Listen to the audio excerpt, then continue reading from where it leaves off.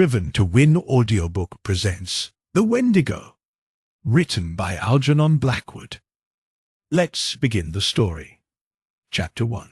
A considerable number of hunting parties were out that year without finding so much as a fresh trail, for the moose were uncommonly shy, and the various Nimrods returned to the bosoms of their respective families with the best excuses the facts of their imaginations could suggest. Dr. Cathcart, among others, came back without a trophy, but he brought instead the memory of an experience which he declares was worth all the bull moose that had ever been shot. But then Cathcart of Aberdeen was interested in other things besides moose, amongst them the vagaries of the human mind. This particular story, however, found no mention in his book on collective hallucination for the simple reason, so he confided once to a fellow colleague, that he himself played too intimate a part in it to form a competent judgment of the affair as a whole. Besides himself and his guide, Hank Davis, there was young Simpson, his nephew, a divinity student destined for the wee kirk, then on his first visit to Canadian backwoods, and the latter's guide, Defago. Joseph Defago was a French Canuck who had strayed from his native province of Quebec years before and had got caught in Rat Portage when the Canadian Pacific Railway was a-building. A man who, in addition to his unparalleled knowledge of woodcraft and bush lore, could also sing the old Voyager songs and tell a capital hunting yarn into the bargain. He was deeply susceptible, moreover, to that singular spell which the wilderness lays upon certain lonely natures, and he loved the wild solitudes with a kind of romantic passion that amounted almost to an obsession. The life of the backwoods fascinated him, whence, doubtless, his surpassing efficiency in dealing with their mysteries. On this particular expedition he was Hank's choice. Hank knew him and swore by him. He also swore at him, just as a pal might, and since he had a vocabulary of picturesque, if utterly meaningless, oaths, the conversation between the two stalwart and hardy woodsmen was often of a rather lively description. This river of expletives, however, Hank agreed to dam a little out of respect for his old hunting boss, Dr. Cathcart, whom of course he addressed after the fashion of the country as Doc, and also because he understood that young Simpson was already a bit of a parson. He had, however, one objection to Defago, and one only, which was that the French-Canadian sometimes exhibited what Hank described as the output of a cursed and dismal mind, meaning apparently that he sometimes was true to type, Latin type, and silent moroseness when nothing could induce him to utter speech. Defago, that is to say, was imaginative and melancholy, and as a rule, it was too long a spell of civilization that induced the attacks, for a few days of the wilderness invariably cured them. This, then, was the party of four that found themselves in camp the last week in October of that shy moose year, way up in the wilderness north of Rat Portage, a forsaken and desolate country. There was also Punk, an Indian, who had accompanied Dr. Cathcart and Hank on their hunting trips in previous years, and who acted as cook. His duty was merely to stay in camp, catch fish, and prepare venison steaks and coffee at a few minutes' notice. He dressed in the worn-out clothes bequeathed to him by former patrons, and, except for his coarse black hair and dark skin, he looked in these city garments no more like a real redskin than a stage Negro looks like a real African. For all that, however, Punk had in him still the instincts of his dying race. His taciturn silence and his endurance survived. Also, his superstition. The party round the blazing fire that night were despondent, for a week had passed without a single sign of recent moose discovering itself. Defago had sung his song, and plunged into a story, but Hank, in bad humor, reminded him so often that he kept mussing up the facts so that it was most all nothing but a petered-out lie, that the Frenchman had finally subsided into a sulky silence which nothing seemed likely to break. Dr. Cathcart and his nephew were fairly done after an exhausting day. Punk was washing up the dishes, grunting to himself under the lean-to of branches, where he later also slept. No one troubled to stir the slowly dying fire. Overhead, the stars were brilliant in a sky quite wintry, and there was so little wind that ice was already forming stealthily along the shores of the still lake behind them. The silence of the vast listening forest stole forward and enveloped them. Hank broke in suddenly with his nasal voice. "I'm in favor of breaking new ground tomorrow, Doc," he observed with energy, looking across at his employer. "We don't stand a dead Dago's chance around here." "Agreed," said Cathcart, always a man of few words. "Think the idea's good?" "Sure, Pop, it's good," Hank resumed with confidence. "S'pose, now, you and I strike west, up Garden Lake way for a change. None of us ain't touched that quiet bit o' Puerto land yet. I'm with you. And you, Defago, take Mr. T. Simpson along in the small canoe. Skip across the lake, portage over into 50 Island water, and take a good squint down that thar southern shore. The moose yarded there like hell last year, and for all we know, they may be doing it again this year just to spite us." Defago, keeping his eyes on the fire, said nothing by way of reply. He was still offended, possibly, about his interrupted story. "No one's been up that way this year, and I'll lay my bottom dollar on that," Hank added with emphasis, as though he had a reason for knowing. He looked over at his partner sharply. "Better take the little silk tent and stay away a couple of nights," he concluded, as though the matter were definitely settled. For Hank was recognized as general organizer of the hunt and in charge of the party. It was obvious to anyone that Defago did not jump at the plan, but his silence seemed to convey something more than ordinary disapproval, and across his sensitive dark face there passed a curious expression like a flash of firelight, not so quickly, however, that the three men had not time to catch it. "He funked for some reason, I thought," Simpson said afterwards in the tent he shared with his uncle. Dr. Cathcart made no immediate reply, although the look had interested him enough at the time for him to make a mental note of it. The expression had caused him a passing uneasiness he could not quite account for at the moment. But Hank, of course, had been the first to notice it, and the odd thing was that instead of becoming explosive or angry over the other's reluctance, he at once began to humor him a bit. "But there ain't no special reason why no one's been up there this year," he said with a perceptible hush in his tone. "Not the reason you mean, anyway. Last year, it was the fires that kept folks out. And this year, I guess it just happened so, that's all." His manner was clearly meant to be encouraging. Joseph Defago raised his eyes a moment, then dropped them again. A breath of wind stole out of the forest and stirred the embers into a passing blaze. Dr. Cathcart again noticed the expression in the guide's face, and again he did not like it. But this time, the nature of the look betrayed itself. In those eyes, for an instant, he caught the gleam of a man scared in his very soul. It disquieted him more than he cared to admit. "Bad Indians up that way?"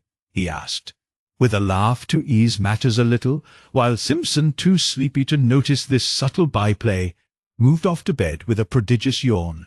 Or anything wrong with the country?" he added, when his nephew was out of hearing. Hank met his eye with something less than his usual frankness. "He's just scared," he replied good-humoredly. "Scared stiff about some old fairy tale. That's all, ain't it, old pard?" and he gave Defago a friendly kick on the moccasined foot that lay nearest the fire. Defago looked up quickly, as from an interrupted reverie, However, that had not prevented his seeing all that went on about him. "Scared nothing," he answered, with a flush of defiance. "There's nothing in the bush that can scare Joseph Defago, and don't you forget it." And the natural energy with which he spoke made it impossible to know whether he told the whole truth or only a part of it.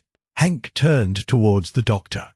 He was just going to add something when he stopped abruptly and looked round.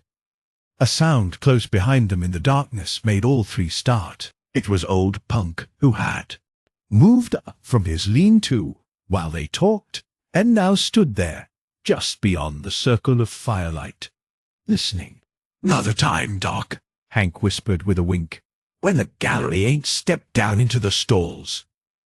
And springing to his feet, he slapped the Indian on the back and cried noisily, "Come up to the fire and warm your dirty red skin a bit."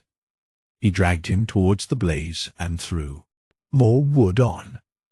"That was a mighty good feed you give us an hour or two back," he continued heartily, as though to set the man's thoughts on another scent, "and it ain't Christian to let you stand out there freezing your old soul to hell while we're getting all good and toasted." Punk moved in and warmed his feet, smiling darkly at the other's volubility which he only half understood, but saying nothing. And presently Dr. Cathcart, seeing that further conversation was impossible, followed his nephew's example and moved off to the tent, leaving the three men smoking over the now blazing fire. It is not easy to undress in a small tent without waking one's companion, and Cathcart, hardened and warm-blooded as he was, in spite of his 50-odd years, did what Hank would have described as considerable of his twilight in the open. He noticed, during the process, that Punk had meanwhile gone back to his lean-to, and that Hank and Defago were at it hammer and tongs, or, rather, hammer and anvil, the little French-Canadian being the anvil. It was all very like the conventional stage picture of Western melodrama, the fire lighting up their faces with patches of alternate red and black, Defago in slouch hat and moccasins in the part of the Badlands villain, Hank, open-faced and hatless, with that reckless fling of his shoulders, the honest and deceived hero, and old Punk, eavesdropping in the background, supplying the atmosphere of mystery. The doctor smiled as he noticed the details, but at the same time, something deep within him, he hardly knew what, shrank a little, as though an almost imperceptible breath of warning had touched the surface of his soul, and was gone again before he could seize it. Probably it was traceable to that scared expression he had seen in the eyes of Defago. Probably, for this hint of fugitive emotion otherwise escaped his usually so keen analysis. Defago, he was vaguely aware, might cause trouble somehow. He was not as steady a guide as Hank, for instance. Further than that he could not get. He watched the men a moment longer before diving into the stuffy tent, where Simpson already slept soundly. Hank, he saw, was swearing like a mad African in a New York nigger saloon, but it was the swearing of affection. The ridiculous oaths flew freely now that the cause of their obstruction was asleep. Presently he put his arm almost tenderly upon his comrade's shoulder, and they moved off together into the shadows, where their tent stood faintly glimmering. Punk, too, a moment later followed their example, and disappeared between his odorous blankets in the opposite direction. Dr. Cathcart then likewise turned in, weariness and sleep still fighting in his mind, with an obscure curiosity to know what it was that had scared Defago about the country up 50 Island Waterway, wondering, too, why Punk's presence had prevented the completion of what Hank had to say.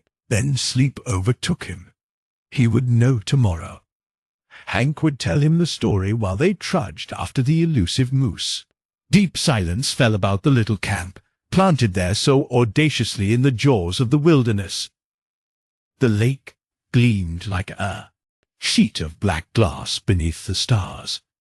The cold air pricked in the draughts of night that poured their silent tide from the depths of the forest, with messages from distant ridges and from lakes just beginning to freeze.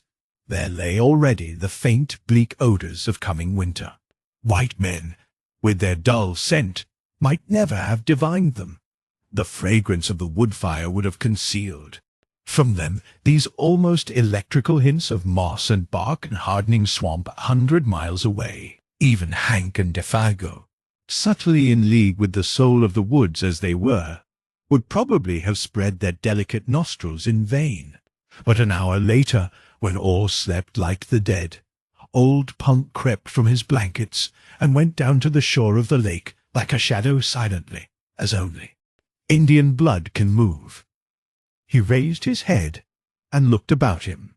The thick darkness rendered sight of small avail, but, like the animals, he possessed other senses that darkness could not mute.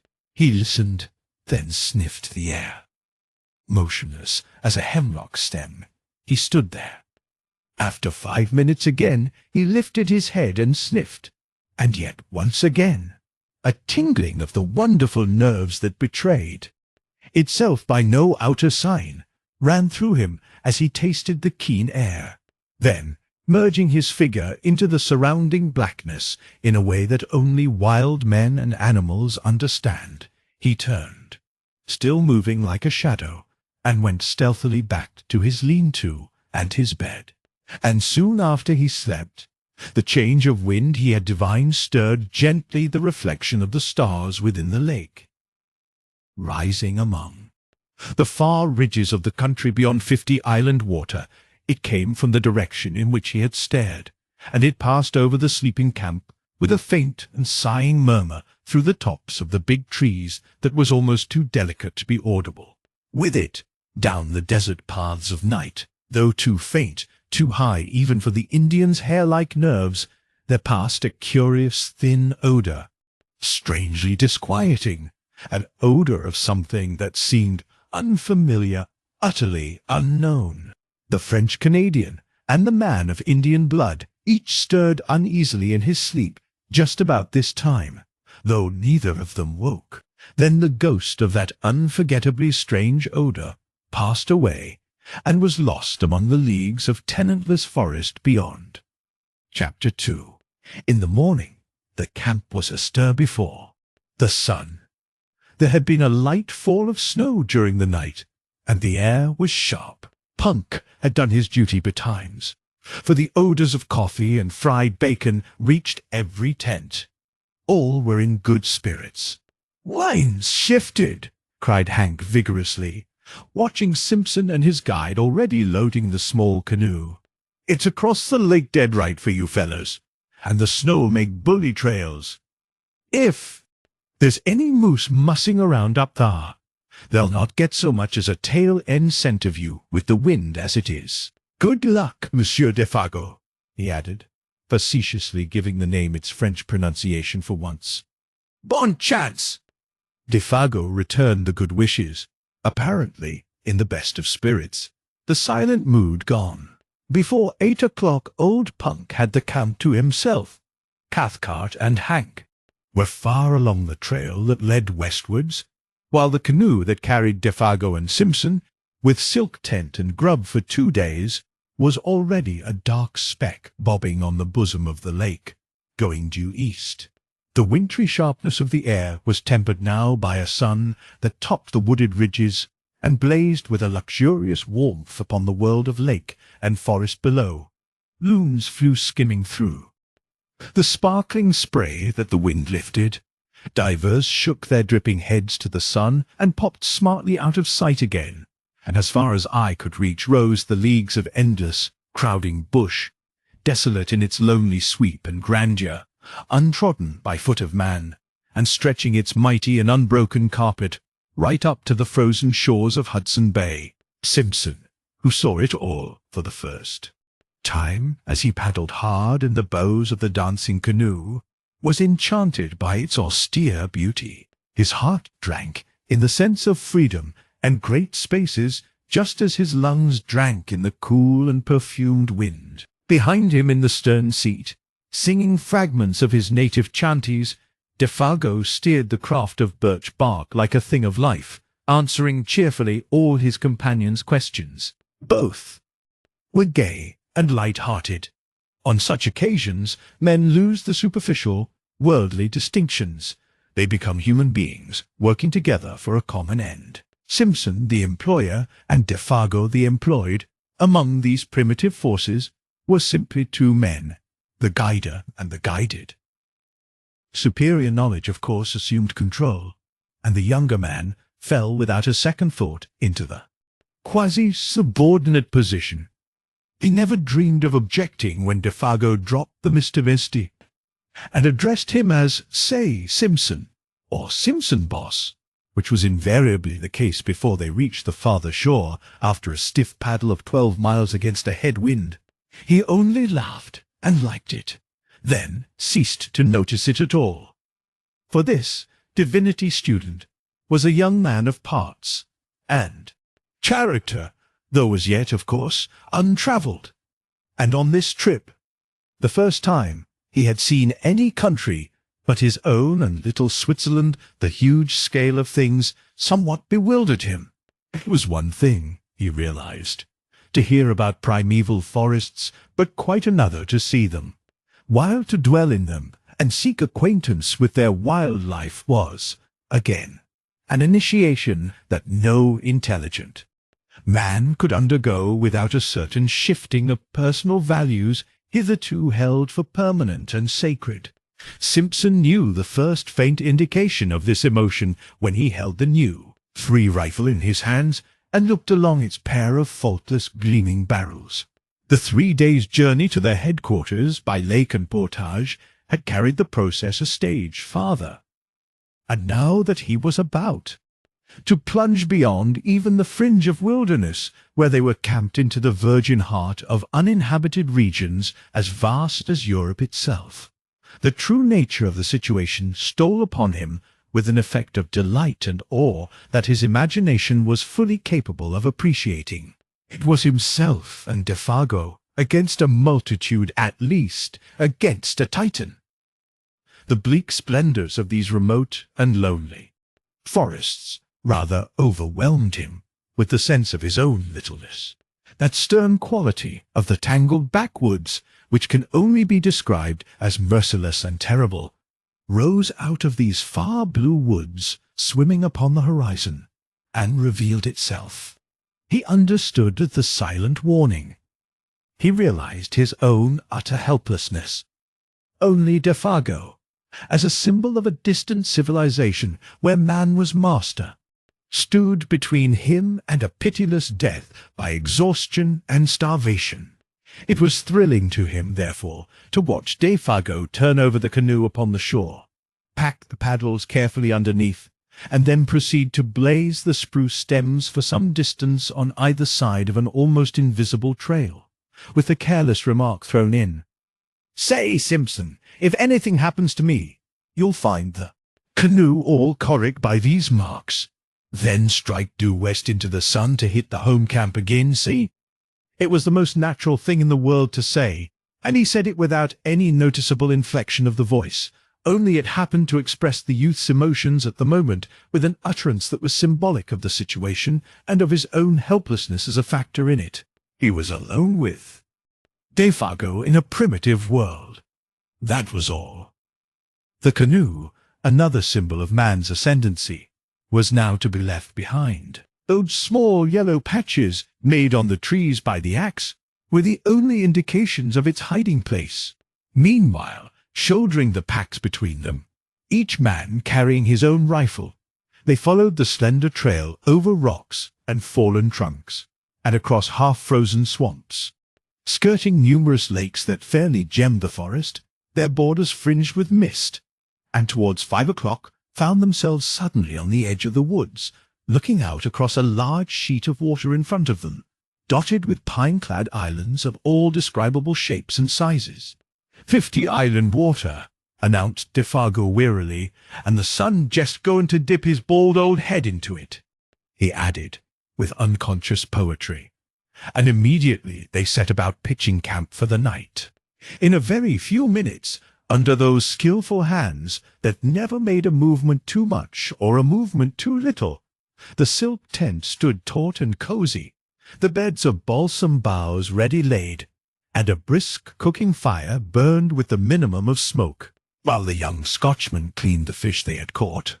Trolling behind the canoe, Defago guessed he would just as soon take a turn through the bush for indications of moose. "May come across a trunk where they've been and rubbed horns," he said, as he moved off, "or feeding on the last of the maple leaves." And he was gone. His small figure melted away like a shadow in the dusk, while Simpson noted with a kind of admiration how easily the forest absorbed him into herself. A few steps, it seemed, and he was no longer visible. Yet there was little underbrush hereabouts. The trees stood somewhat apart, well spaced, and in the clearings grew silver birch and maple, spear-like and slender, against the immense stems of spruce and hemlock. But for occasional prostrate monsters, and the boulders of grey rock that thrust uncouth shoulders here and there out of the ground, it might well have been a bit of park in the old country. Almost one might have seen in it the hand of man. A little to the right, however, began the great burnt section, miles in extent, proclaiming its real character brûlé, as it is called, where the fires of the previous year had raged for weeks, and the blackened stumps now rose gaunt and ugly, bereft of branches, like gigantic match-heads stuck into the ground, savage and desolate beyond words. The perfume of charcoal and rain-soaked ashes still hung faintly about it. The dusk rapidly deepened. The glades grew dark. The crackling of the fire and the wash of little waves along the rocky lake shore were the only sounds audible. The wind had dropped with the sun, and in all that vast world of branches, nothing stirred. Any moment, it seemed, the woodland gods, who are to be worshipped in silence and loneliness, might stretch their mighty and terrific outlines among the trees. In front, through doorways pillared by huge straight stems, lay the stretch of 50 island water, a crescent-shaped lake some 15 miles from tip to tip, and perhaps 5 miles across where they were camped. A sky of rose and saffron, more clear than any atmosphere Simpson had ever known, still dropped its pale streaming fires across the waves, where the islands 100, surely, rather than 50 floated, like the fairy barks of some enchanted fleet, fringed with pines, whose crests fingered most delicately the sky. They almost seemed to move upwards as the light faded about to weigh anchor and navigate the pathways of the heavens instead of the currents of their native and desolate lake, and strips of coloured cloud, like flaunting pennons, signalled their departure to the stars. The beauty of the scene was strangely uplifting. Simpson smoked the fish and burnt his fingers into the bargain in his efforts to enjoy it, and at the same time tend the frying pan and the fire. Yet ever at the back of his thoughts lay that other aspect of the wilderness, the indifference to human life, the merciless spirit of desolation which took no note of man, the sense of his utter loneliness, now that even Defago had gone, came close as he looked about him and listened for the sound of his companion's returning footsteps. There was pleasure in the sensation, yet with it a perfectly comprehensible alarm. And instinctively the thought stirred in him. What could I do if anything happened and he did not come back? They enjoyed their well-earned supper, eating untold quantities of fish and drinking unmilked tea strong enough to kill men who had not covered 30 miles of hard going, eating little on the way. And when it was over, they smoked and told stories round the blazing fire, laughing, stretching weary limbs, and discussing plans for the morrow. Defago was in excellent spirits, though disappointed at having no signs of moose to report. But it was dark, and he had not gone far. The brûlée, too, was bad. His clothes and hands were smeared with charcoal. Simpson, watching him, realized with renewed vividness their position alone together in the wilderness. "Defago," he said presently, "these woods, you know, are a bit too big to feel quite at home in, to feel comfortable in, I mean." He merely gave expression to the mood of the moment. He was hardly prepared for the earnestness, the solemnity even, with which the guide took him up. "You've hit it right, Simpson, boss," he replied, fixing his searching brown eyes on his face. "And that's the truth, sure. There's no end to 'em, no end at all." Then he added in a lowered tone as if to himself, "There's lots found out that, and gone plumb to pieces." But the man's gravity of manner was not quite to the other's liking. It was a little too suggestive for this scenery and setting. He was sorry he had broached the subject. He remembered suddenly how his uncle had told him that men were sometimes stricken with a strange fever of the wilderness, when the seduction of the uninhabited wastes caught them so fiercely that they went forth, half fascinated, half deluded, to their death. And he had a shrewd idea that his companion held something in sympathy with that queer type.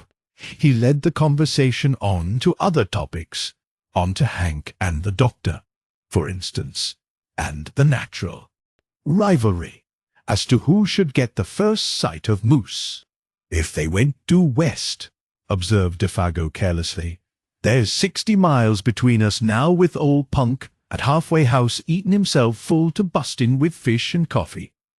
They laughed together over the picture, but the casual mention of those 60 miles again made Simpson realize the prodigious scale of this land where they hunted. 60 miles was a mere step. 200 little more than a step. Stories of lost hunters rose persistently before his memory. The passion and mystery of homeless and wandering men, seduced by the beauty of great forests, swept his soul in a way too vivid to be quite pleasant. He wondered vaguely whether it was the mood of his companion that invited the unwelcome suggestion with such persistence. "Sing us a song, Defago, if you're not too tired," he asked. "One of those old voyageur songs you sang the other night."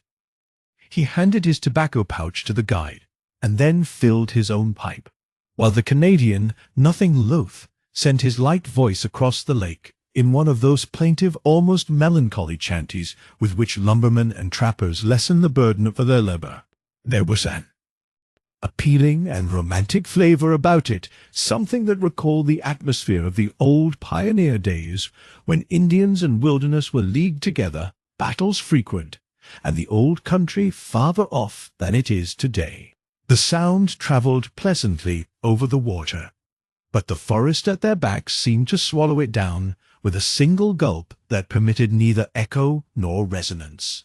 It was in the middle of the third verse that Simpson noticed something unusual, something that brought his thoughts back with a rush from faraway scenes. A curious change had come into the man's voice. Even before he knew what it was, uneasiness caught him, and looking up quickly, he saw that Defago, though still singing, was peering about him into the bush, as though he heard or saw something. His voice grew fainter, dropped to a hush, then ceased altogether. The same instant, with a movement amazingly alert, he started to his feet and stood upright, sniffing the air. Like a dog scenting game, he drew the air into his nostrils in short, sharp breaths, turning quickly as he did so in all directions, and finally pointing down the lake shore eastwards. It was a performance unpleasantly suggestive, and at the same time singularly dramatic. Simpson's heart fluttered disagreeably as he watched it. "Lord, man, how you made me jump!" he exclaimed, on his feet beside him the same instant, and peering over his shoulder into the sea of darkness. "What's up?" Are you frightened?" Even before the question was out of his mouth, he knew it was foolish, for any man with a pair of eyes in his head could see that the Canadian had turned white down to his very gills. Not even sunburn and the glare of the fire could hide that. The student felt himself trembling a little, weakish in the knees. "What's up?" he repeated quickly. "Do you smell moose? Or anything queer? Anything wrong?" He lowered his voice instinctively. The forest pressed round them with its encircling wall, the nearer tree. Stems gleamed like bronze in the firelight. Beyond that blackness, and, so far as he could tell, a silence of death. Just behind them a passing puff of wind lifted a single leaf, looked at it, then laid it softly down again without disturbing the rest of the covey. It seemed as if a million invisible causes had combined just to produce that single visible effect. Other life pulsed about them and was gone. Defago turned abruptly. The livid hue of his face had turned to a dirty grey. "I never said I heard or smelt nothing," he said slowly and emphatically, in an oddly altered voice that conveyed somehow a touch of defiance. "I was only taking a look round, so to speak. It's always a mistake to be too previous with your questions." Then he added suddenly with obvious effort, in his more natural voice, "Have you got the matches, Boss Simpson?" and proceeded to light the pipe he had half filled just before he began to sing. Without speaking another word, they sat down again by the fire, Defago changing his side so that he could face the direction the wind came from. For even a tenderfoot could tell that. Defago changed his position in order to hear and smell all there was to be heard and smelt. And, since he now faced the lake with his back to the trees, it was evidently nothing in the forest that had sent so strange and sudden a warning to his marvelously trained nerves. "Guess now I don't feel like singing any," he explained presently of his own accord. "That song kinda brings back memories that's troublesome to me. I never ought have begun it. It sets me on to imagining things, see?" Clearly, the man was still fighting with some profoundly moving emotion. He wished to excuse himself in the eyes of the other, but the explanation, in that it was only a part of the truth, was a lie, and he knew perfectly well that Simpson was not deceived by it, for nothing could explain away the livid terror that had dropped over his face while he stood there sniffing the air, and nothing no amount of blazing fire or chatting on ordinary subjects could make that camp exactly as it had been before. The shadow of an unknown horror, naked if unguessed, that had flashed for an instant in the face and gestures of the guide, had also communicated itself, vaguely, and therefore more potently, to his companion. The guide's visible efforts to dissemble the truth only made things worse. Moreover, to add to the younger man's uneasiness, was the difficulty, nay, the impossibility he felt of asking questions, and also his complete ignorance as to the cause.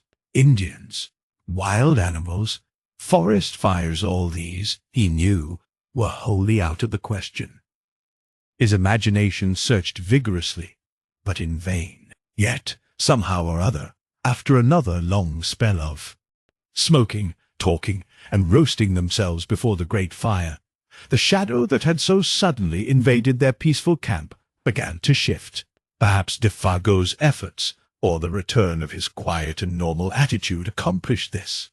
Perhaps Simpson himself had exaggerated the affair out of all proportion to the truth, or possibly the vigorous air of the wilderness brought its own powers of healing. Whatever the cause, the feeling of immediate horror seemed to have passed away as mysteriously as it had come, for nothing occurred to feed it. Simpson began to feel that he had permitted himself the unreasoning terror of a child. He put it down partly to a certain subconscious excitement that this wild and immense scenery generated in his blood, partly to the spell of solitude, and partly to over-fatigue. That pallor in the guide's face was, of course, uncommonly hard to explain, yet it might have been due in some way to an effect of firelight, or his own imagination. He gave it the benefit of the doubt. He was Scotch. When a somewhat unordinary emotion has disappeared, the mind always finds a dozen ways of explaining away its causes. Simpson lit a last pipe and tried to laugh. To himself. On getting home to Scotland, it would make quite a good story. He did not realize that this laughter was a sign that terror still lurked in the recesses of his soul, that, in fact, it was merely one of the conventional signs by which a man, seriously alarmed, tries to persuade himself that he is not so. Defago, however, heard that low laughter and looked up with surprise on his face. The two men stood side by side, kicking the embers about before going to bed. It was 10 o'clock, a late hour for hunters to be still awake. "What's tickling you?" he asked in his ordinary tone, yet gravely. I was thinking of our little toy woods at home, just at that moment," stammered Simpson, coming back to what really dominated his mind, and startled by the question, "and comparing them to all this." And he swept his arm round to indicate the bush. A pause followed in which neither of them said anything. "All the same, I wouldn't laugh about it if I was you," Defago added, looking over Simpson's shoulder into the shadows. "There's places in there nobody won't never see into. Nobody knows what lives in there either. Too big, too far off?" The suggestion in the guide's manner was immense and horrible. Defago nodded. The expression on his face was dark. He, too, felt uneasy. The younger man understood that in a hinterland of this size there might well be depths of wood that would never in the life of the world be known or trodden. The thought was not exactly the sort he welcomed. In a loud voice, cheerfully, he suggested that it was time for bed. But the guide lingered, tinkering with the fire, arranging the stones needlessly, doing a dozen things that did not really need doing. Evidently there was something he wanted to say, yet found it difficult to get at. "Say you, Boss Simpson," he began suddenly, as the last shower of sparks went up into the air. "You don't smell nothing, do you? Nothing particular, I mean?" The commonplace question, Simpson realized, veiled a dreadfully serious thought in his mind. A shiver ran down his back. "Nothing but burning wood," he replied firmly, kicking again at the embers. The sound of his own foot made him start. "And all the evening you ain't smelt nothing?" persisted the guide, peering at him through the gloom. "Nothing extraordinary, and different to anything else you ever smelt before?" "No, man, nothing at all," he replied aggressively, half angrily. Defago's face cleared. "That's good," he exclaimed with evident relief. "That's good to hear." "Have you?" asked Simpson sharply, at the same instant regretted the question. The Canadian came closer in the darkness. He shook his head. "I guess not," he said, though without overwhelming conviction. "It must have been just that song of mine that did it. It's the song they sing in lumber camps and God-forsaken places like that, when they're scared the Wendigos somewhere around, doing a bit of swift traveling." "And what's the Wendigo, pray?" Simpson asked quickly, irritated, because again he could not prevent that sudden shiver of the nerves. He knew that he was close upon the man's terror and the cause of it. Yet a rushing, passionate curiosity overcame his better judgment and his fear. Defago turned swiftly and looked at him as though he was suddenly about to shriek. His eyes shone, but his mouth was wide open. Yet all he said, or whispered rather, for his voice sank very low, was, "It's nothing but what those lousy fellows believe when they've been hitting the bottle too long a sort of great animal that lives up yonder." He jerked his head northwards, "quick as lightning in its tracks, and bigger'n anything else in the bush, and ain't supposed to be very good to look at, that's all." "A backwoods superstition," began Simpson, moving hastily toward the tent in order to shake off the hand of the guide that clutched his arm. Come, hurry up for God's sake, and get the lantern going. It's time we were in bed and asleep if we're going to be up with the sun tomorrow." The guide was close on his heels. "I'm coming," he answered out of the darkness. "I'm coming." And after a slight delay, he appeared with the lantern and hung it from a nail in the front pole of the tent. The shadows of 100 trees shifted their places quickly as he did so, and when he stumbled over the rope, diving swiftly inside, the whole tent trembled as though a gust of wind struck it. The two men lay down, without undressing, upon their beds of soft balsam boughs, cunningly arranged. Inside, all was warm and cozy, but outside the world of crowding trees pressed close about them, marshalling their million shadows and smothering the little tent that stood there like a wee white shell facing the ocean of tremendous forest.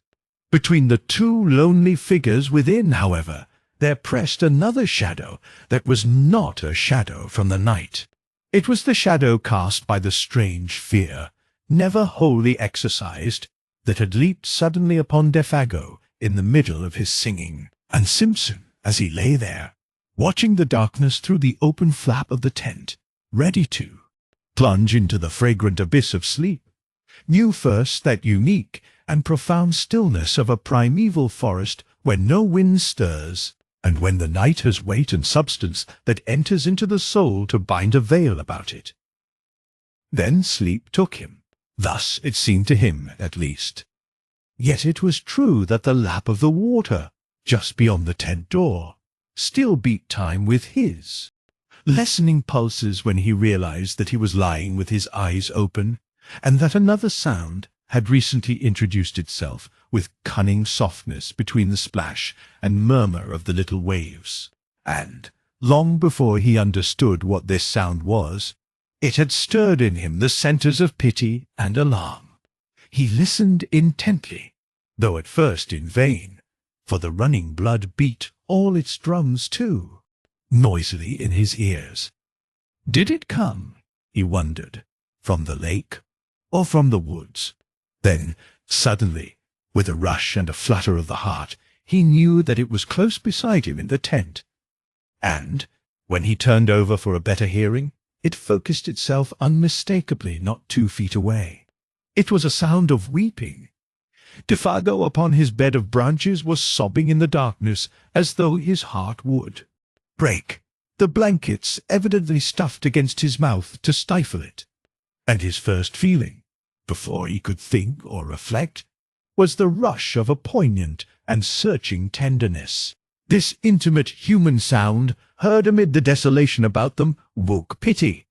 It was so incongruous, so pitifully incongruous, and so vain. Tears in this vast and cruel wilderness. Of what avail? He thought of a little child crying in mid-Atlantic. Then, of course, with fuller realization, and the memory of what had gone before, came the descent of the terror upon him, and his blood ran cold. "Defago," he whispered quickly, "what's the matter?" He tried to make his voice very gentle. "Are you in pain, unhappy?" There was no reply, but the sounds ceased abruptly. He stretched his hand out and touched him. The body did not stir. "Are you awake?" For it occurred to him that the man was crying in his sleep. "Are you cold?" He noticed that his feet, which were uncovered, projected beyond the mouth of the tent. He spread an extra fold of his own blankets over them. The guide had slipped down in his bed, and the branches seemed to have been dragged with him. He was afraid to pull the body back again, for fear of waking him.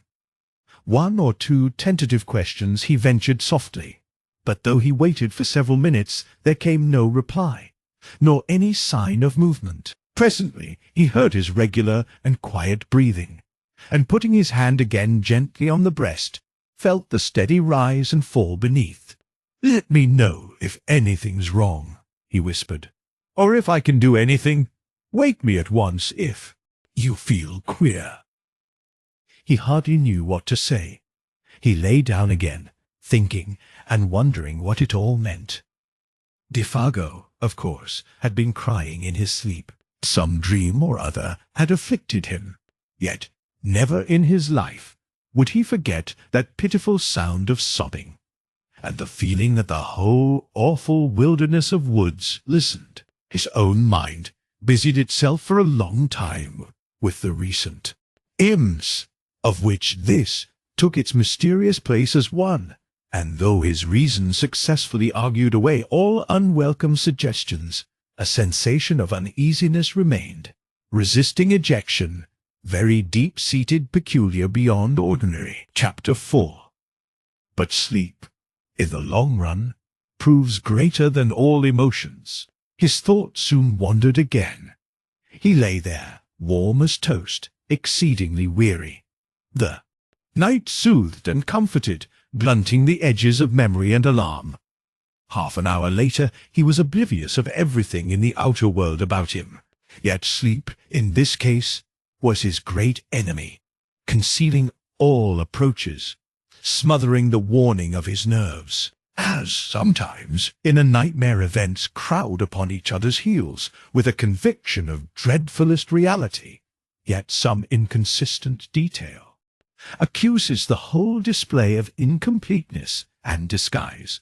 So the events that now followed, though they actually happened, persuaded the mind somehow that the detail which could explain them had been overlooked in the confusion, and that therefore they were but partly true, the rest delusion. At the back of the sleeper's mind, something remains awake, ready to let slip the judgment. All this is not quite real. When you wake up, you'll understand. And thus, in a way, it was with Simpson. The events, not wholly inexplicable or incredible in themselves, yet remain for the man who saw and heard them a sequence of separate facts of cold horror, because the little piece that might have made the puzzle clear lay concealed or overlooked. So far as he can recall, it was a violent movement, running downwards through the tent towards the door, that first woke him and made him aware that his companion was sitting bolt upright beside him, quivering. Hours must have passed, for it was the pale gleam of the dawn that revealed his outline against the canvas. This time the man was not crying. He was quaking like a leaf. The trembling he felt plainly through the blankets down the entire length of his own body. Defago had huddled down against him for protection, shrinking away from something that apparently concealed itself near the door flaps of the little tent.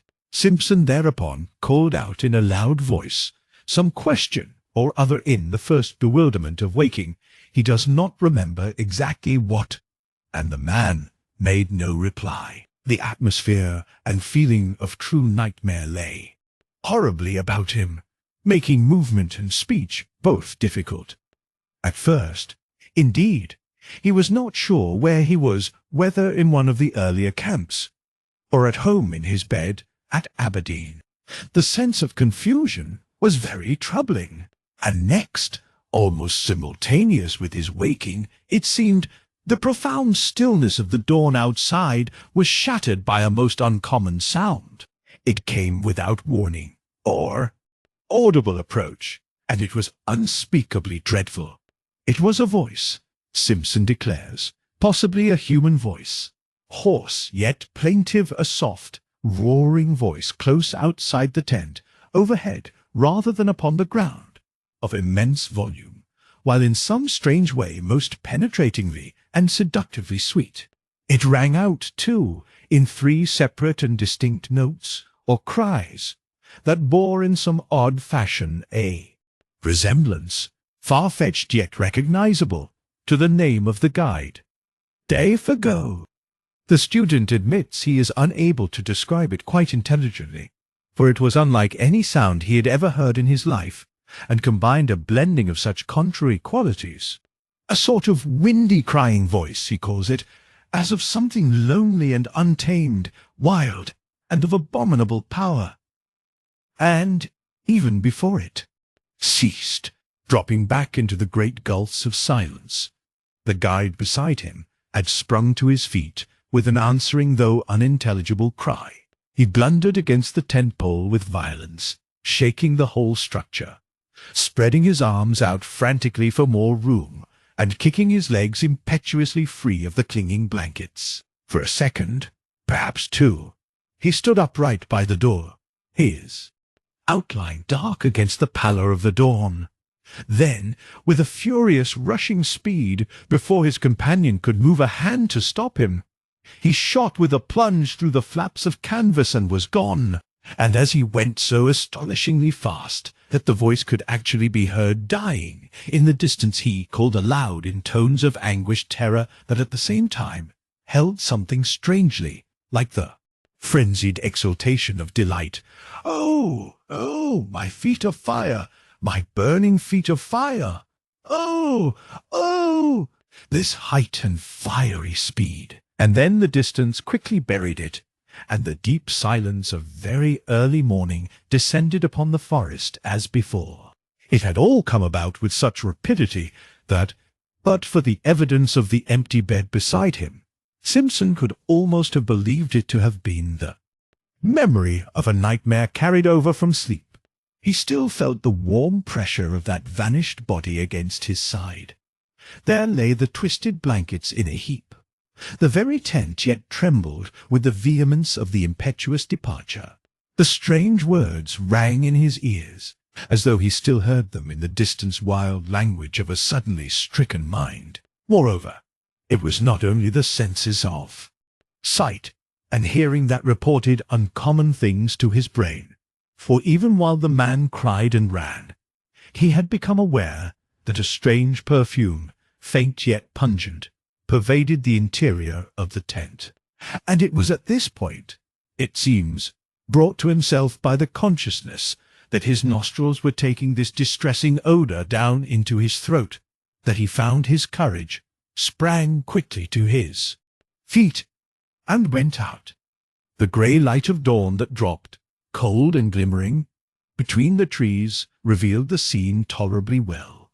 There stood the tent behind him, soaked with dew, the dark ashes of the fire still warm, the lake white beneath a coating of mist, the islands rising darkly out of it like objects packed in wool, and patches of snow beyond among the clearer spaces of the bush, everything cold, still, waiting for the sun. But nowhere a sign of the vanished guide, still, doubtless, flying at frantic speed through the frozen woods. There was not even the sound of disappearing footsteps, nor the echoes of the dying voice. He had gone utterly. There was nothing but the sense of his recent presence, so strongly left behind about the camp, and this penetrating, all-pervading odor. And even this was now rapidly disappearing in its turn. In spite of his exceeding mental perturbation, Simpson struggled hard to detect its nature and define it. But the ascertaining of an elusive scent, not recognized subconsciously and at once, is a very subtle operation of the mind, and he failed. It was gone before he could properly seize or name it.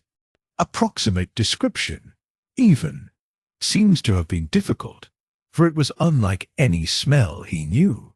Acrid, rather, not unlike the odor of a lion, he thinks, yet softer, and not wholly unpleasing, with something almost sweet in it that reminded him of the scent of decaying garden leaves, earth, and the myriad, nameless perfumes that make up the odor of a big forest. Yet the odor of lions is the phrase with which he usually sums it all up. Then it was wholly gone, and he found himself standing by the ashes of the fire in a state of amazement and stupid terror that left him the helpless prey of anything that chose to happen. Had a muskrat poked its pointed muzzle over a rock, or a squirrel scuttled in that instant down the bark of a tree, he would most likely have collapsed without more ado and fainted. For he felt about the whole affair the touch somewhere of a great outer horror, and his scattered powers had not as yet had time to collect themselves into a definite attitude of fighting self-control. Nothing did happen, however. A great kiss of wind ran softly through the awakening forest, and a few maple leaves here and there rustled tremblingly to earth. The sky seemed to grow suddenly much lighter. Simpson felt the cool air upon his cheek and uncovered head, realized that he was shivering with the cold, and making a great effort, realized next that he was alone in the bush and that he was called upon to take immediate steps to find and succor his vanished companion. Make an effort, accordingly, he did, though an ill-calculated and futile one. With that wilderness of trees about him, the sheet of water cutting him off behind, and the horror of that wild cry in his blood, he did what any other inexperienced man would have done in similar bewilderment. He ran about, without any sense of direction, like a frantic child, and called loudly without ceasing the name of the guide. "Defago! Defago! Defago!" he yelled, and the trees gave him back the name.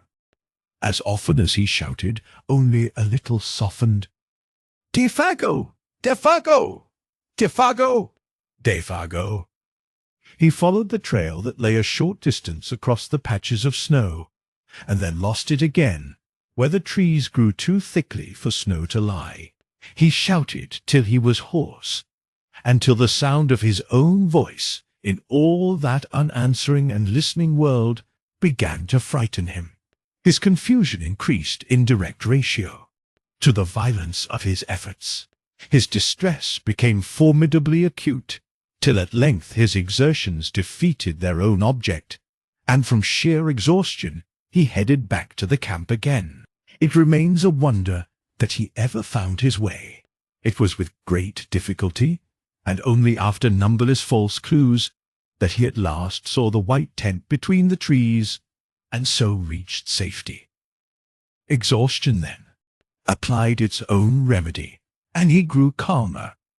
He made the fire and breakfasted. Hot coffee and bacon put a little sense and judgment into him again, and he realized that he had been behaving like a boy.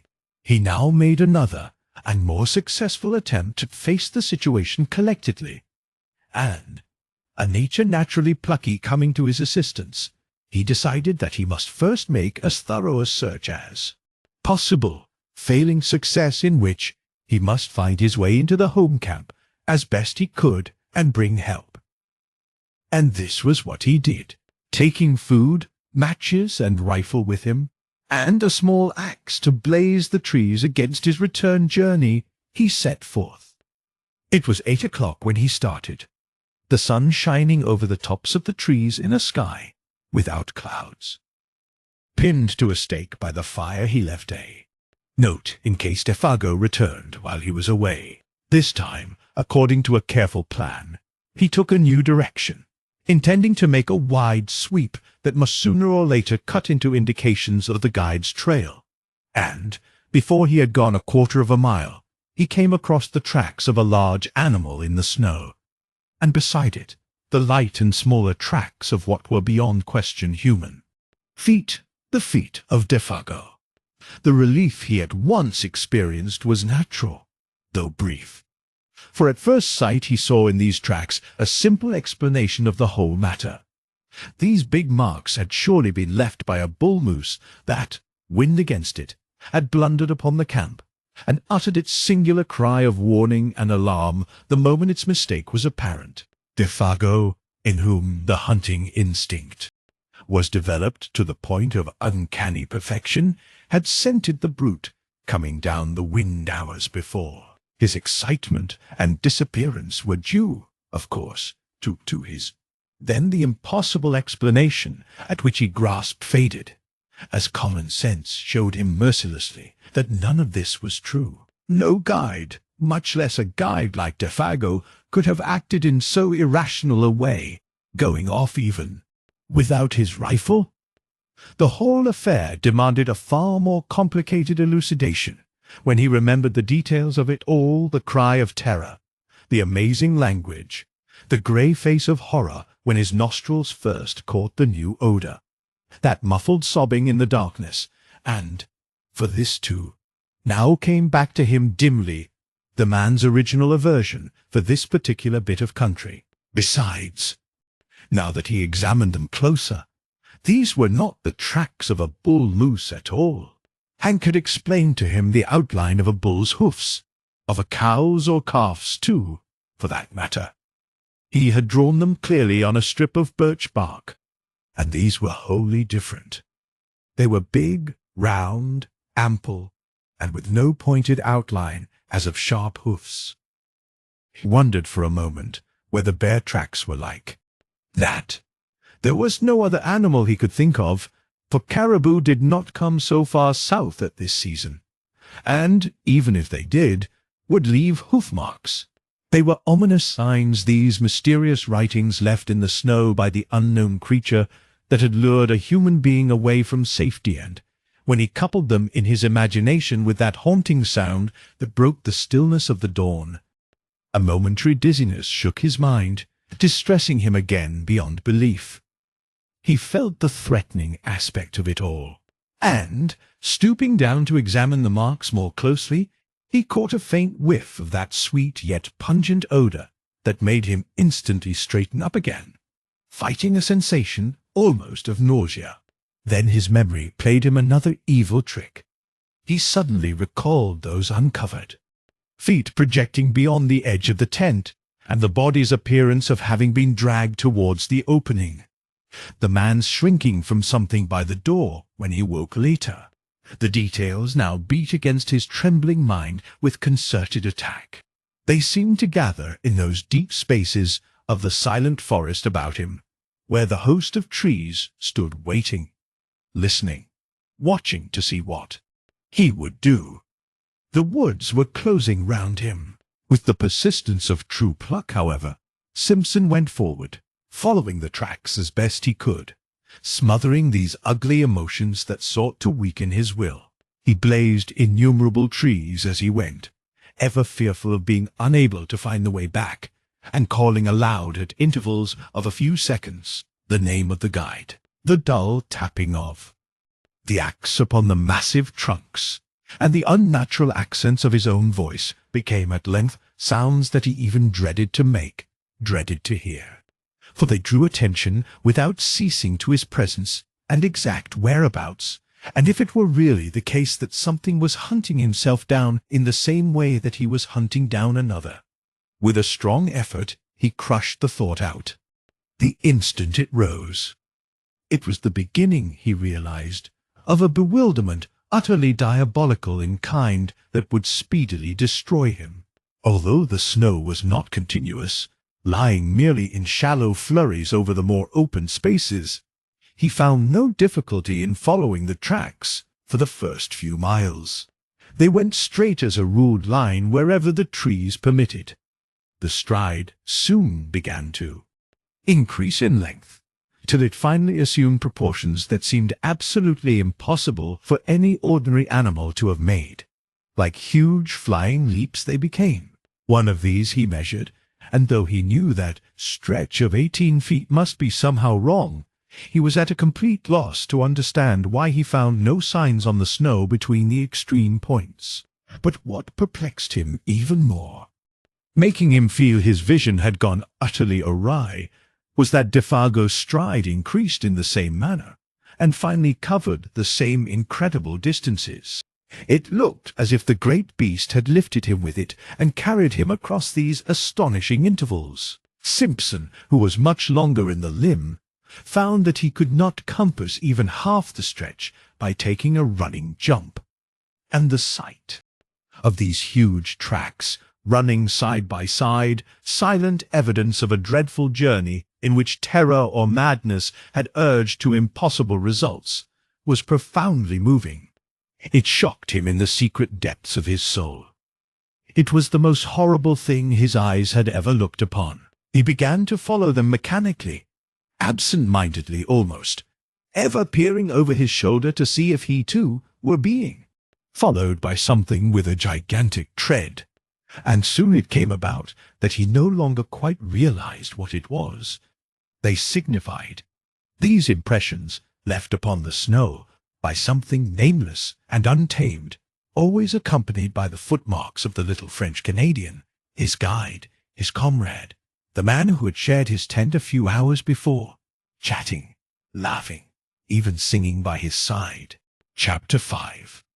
For a man of his years and inexperience, only a canny Scot, perhaps grounded in common sense and established in logic, could have preserved even that measure of balance that this youth somehow or other did manage to preserve through the whole adventure. Otherwise, two things he presently noticed, while forging pluckily ahead, must have sent him headlong back to the comparative safety of his tent, instead of only making his hands close more tightly upon the rifle-stock, while his heart, trained for the wee-kirk, sent a wordless prayer winging its way to heaven.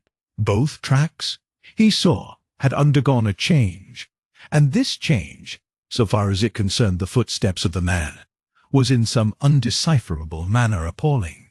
It was in the bigger tracks he first noticed this, and for a long time he could not quite believe his eyes. Was it the blown leaves that produced odd effects of light and shade, or that the dry snow, drifting like finely ground rice about the edges, cast shadows and high lights? Or was it actually the fact that the great marks had become faintly coloured?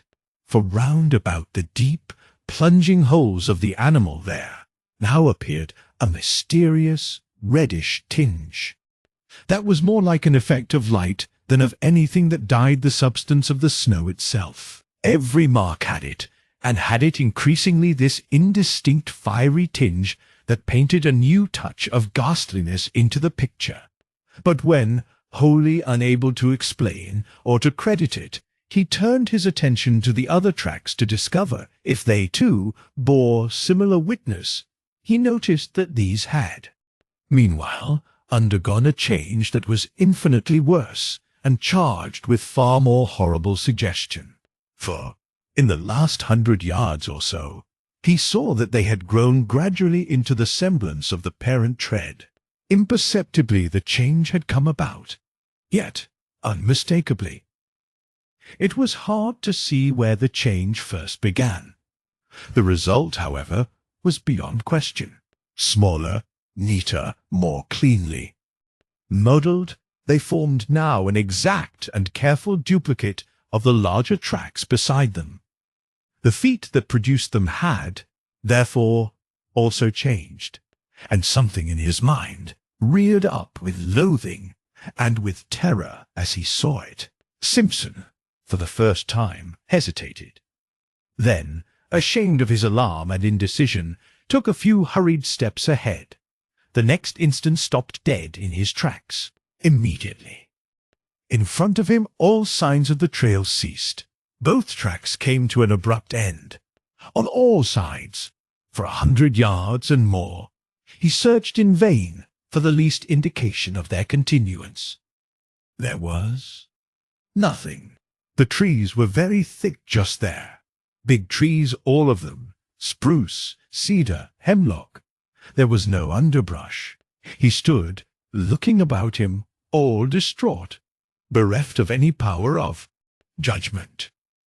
Then he set to work to search again, and yet again, but always with the same result. Nothing.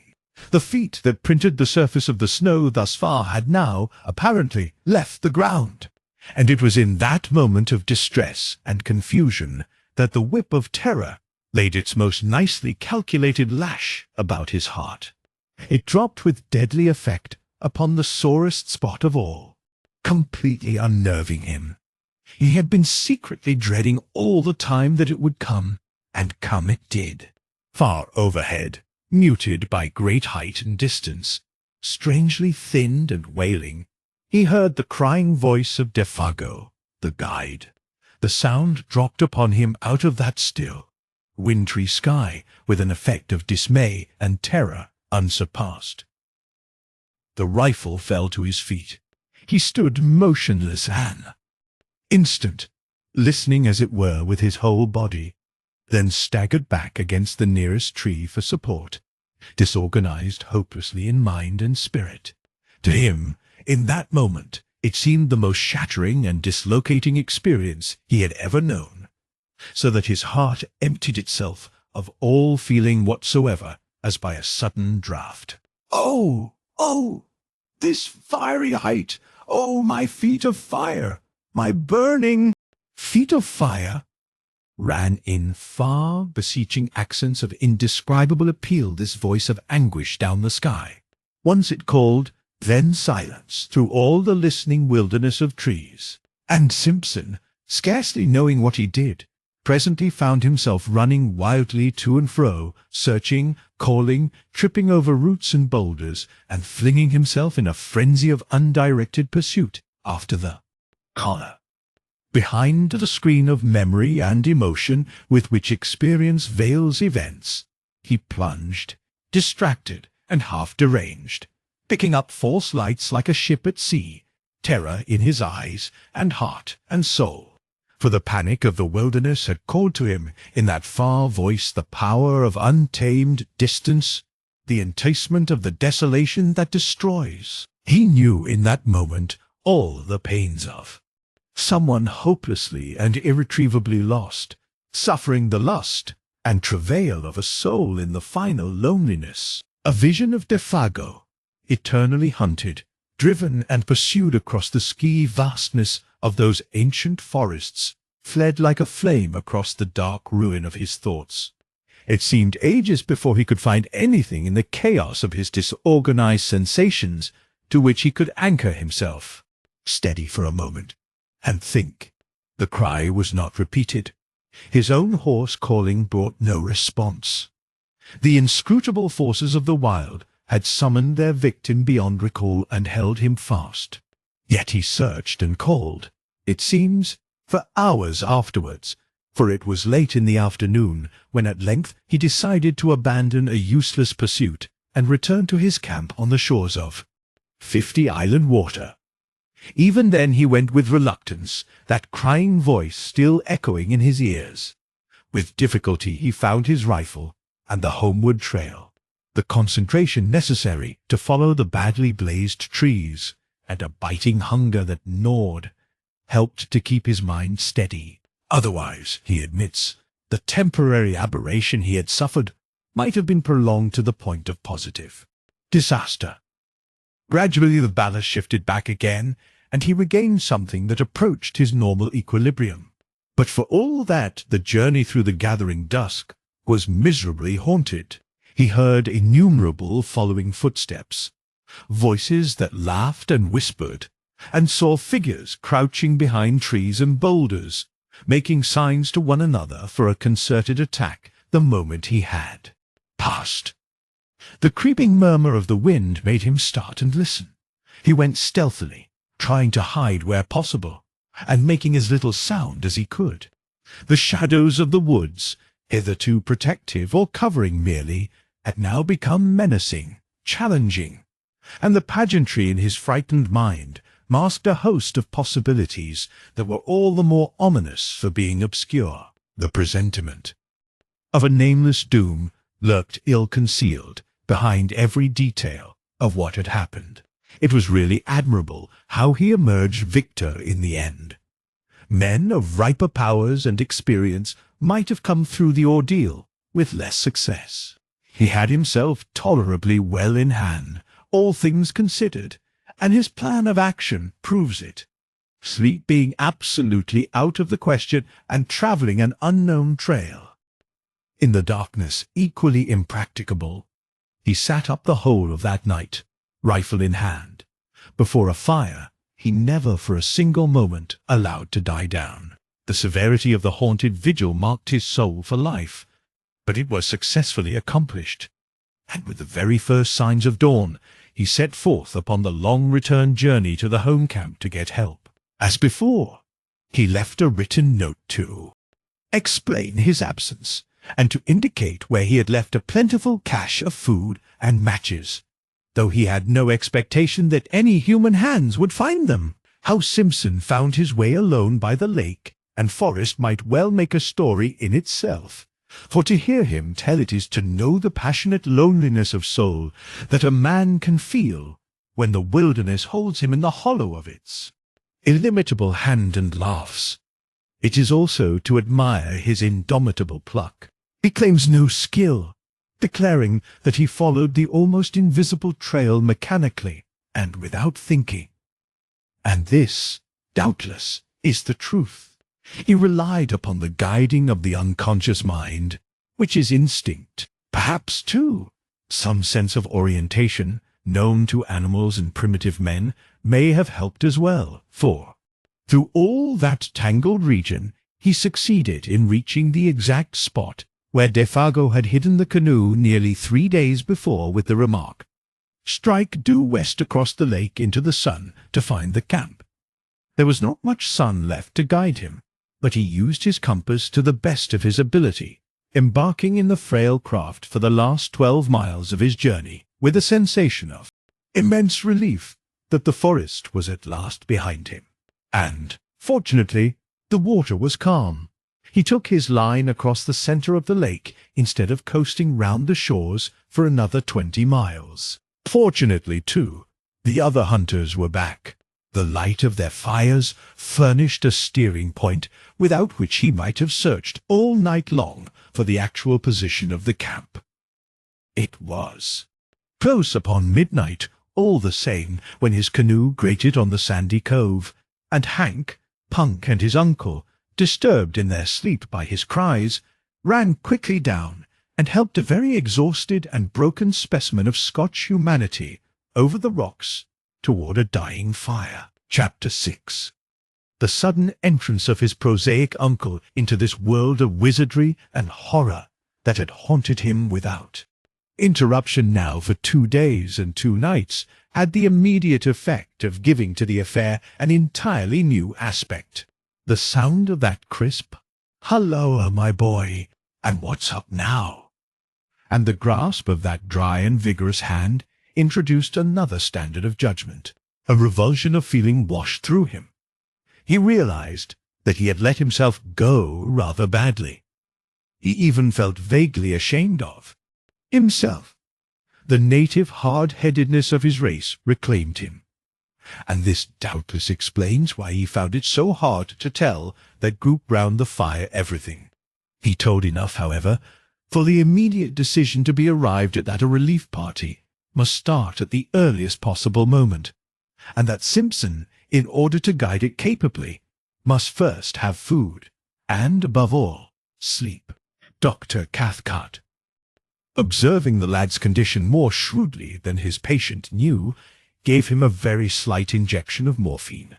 For 6 hours he slept like the dead. From the description carefully written out afterwards by this student of divinity, it appears that the account he gave to the astonished group omitted sundry vital and important details. He declares that, with his uncle's wholesome, matter-of-fact countenance staring him in the face, he simply had not the courage to mention them. Thus, all the search party gathered, it would seem, was that Defago had suffered in the night an acute and inexplicable attack of mania, had imagined himself called by someone or something, and had plunged into the bush after it without food or rifle, where he must die a horrible and lingering death by cold and starvation unless he could be found and rescued in time. In time, moreover, meant at once. In the course of the following day, however, they were off by 7, leaving Punk in charge with instructions to have food and fire always ready. Simpson found it possible to tell his uncle a good deal more of the story's true inwardness, without divining that it was drawn out of him as a matter of fact, by a very subtle form of cross-examination. By the time they reached the beginning of the trail, where the canoe was laid up against the return journey, he had mentioned how Defago spoke vaguely of something he called a Wendigo, how he cried in his sleep, how he imagined an unusual scent about the camp, and had betrayed other symptoms of mental excitement. He also admitted the bewildering effect of that extraordinary odor upon himself, pungent and acrid like the odor of lions. And by the time they were within an easy hour of 50 Island Water, he had let slip the further fact, a foolish avowal of his own hysterical condition, as he felt afterwards that he had heard the vanished guide call for help. He omitted the singular phrases used, for he simply could not bring himself to repeat the preposterous language. Also, while describing how the man's footsteps in the snow had gradually assumed an exact miniature likeness of the animal's plunging tracks, he left out the fact that they measured a wholly incredible distance. It seemed a question, nicely balanced between individual pride and honesty, what he should reveal and what suppress. He mentioned the fiery tinge in the snow, for instance, yet shrank from telling that body and bed had been partly dragged out of the tent, with the net result that Dr.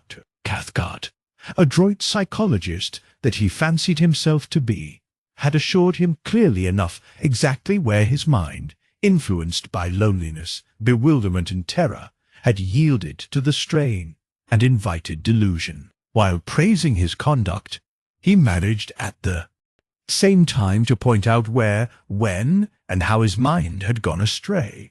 He made his nephew think himself finer than he was by judicious praise, yet more foolish than he was by minimizing the value of the evidence. Like many another materialist, that is, he lied cleverly on the basis of insufficient knowledge, because the knowledge supplied seemed to his own particular intelligence inadmissible.